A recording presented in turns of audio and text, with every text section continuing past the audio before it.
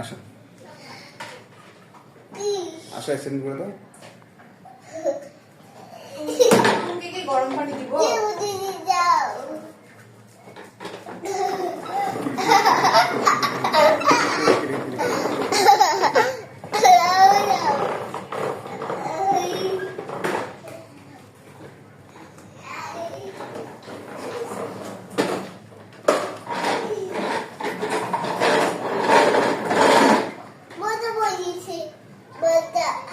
বলটা পড়ে গেছে, আচ্ছা রেখে দাও।